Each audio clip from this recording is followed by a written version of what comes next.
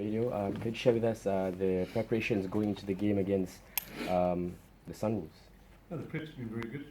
We usually we'll probably fly out on a Sunday to play overseas, but we actually delayed our flight and we only flew out on Tuesday morning. So we had a good 2 days in Cape Town, and the prep has been really good. Our travel has been fantastic, and our welcome here in Singapore has been fantastic as well. So obviously it was raining for the captain's run today, and a bit of thunder and lightning, which is new to us, but certainly we had a very good session now, and the players got through a lot of detail. So I'm really comfortable with the week's prep. Given the Sunwolves season, do you think that the game will be easy this weekend?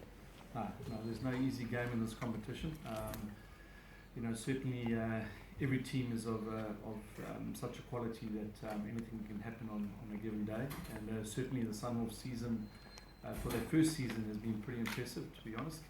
It's a very tough competition, this, and I'm sure as the years go by, they'll get better and better. But certainly they've been impressive in terms of the way they play the game, and we're big fans of the way that they attack, and certainly they showed some good form against us at Newton, so we're very well aware of what they can do. So for us, it's a massively important game. We've just come off a loss against the Waratahs. We've had a bye week, so for us it's important that we put our structures in place again and come back with a win. Question?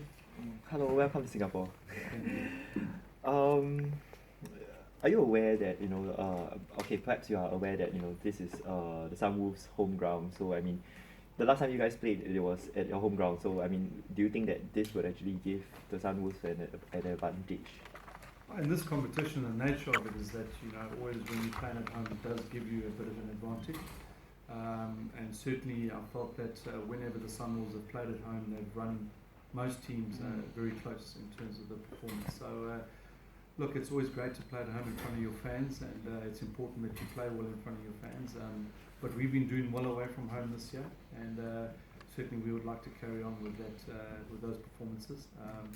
It's an important phase for us. This is phase 3 of the competition, and we're playing 2 away games, and it's important that we win both those games away from home.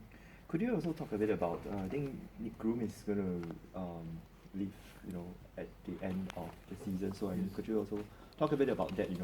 How much of perhaps a loss it would be for the Stormers, and how we in South African rugby, it's natural that a lot of players come and go, and we certainly are fighting a battle when it comes to keeping our players local in terms of what the offerings are overseas with the euro and the pound and whatnot. So we understand that it's part of our the situation that we're in, that lots of players will further their careers overseas, but what that does, it presents an opportunity for a younger player in our system, and I think that we're very fortunate in Cape Town that our schools rugby is very strong, our youth rugby is very strong, and our culture and our policy is that we always bring our own youth through, and certainly Groomy has been a fantastic player for us, and it's his time to go, and as I said, that creates another opportunity for a younger player.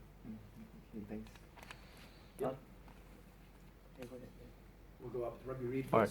Hi, I'm Yash from RugbyRead. I just want to ask, in the game against the Waratahs 2 weeks ago, I think the combination of Kurtley Beale and Israel Folau, they exploited that the 10, 12, 13 gap a lot. So how much are you thinking the Sunwolves are going to push at that gap? Do you think they see it as a weakness as well this week? I must say, we prepare ourselves well against the Waratahs, and we prepare ourselves well every weekend. So when it comes to this weekend, I don't think they're specifically going to target, we're going to target their midfield, or they're going to target our midfield. It's all about exploring the space, wherever the space might be. And in the game, it is what it is. Sometimes you do make mistakes, and we just want to rectify whatever mistakes we did against the Waratahs. But they've got a very good midfield. Me and Damien are still building on our midfield combination, even with Johnny and Koch as well. So we're still building on a combination, and hopefully we can keep them out, and hopefully we can find some gaps in them. Okay, hi Coach, Matthew from AFP.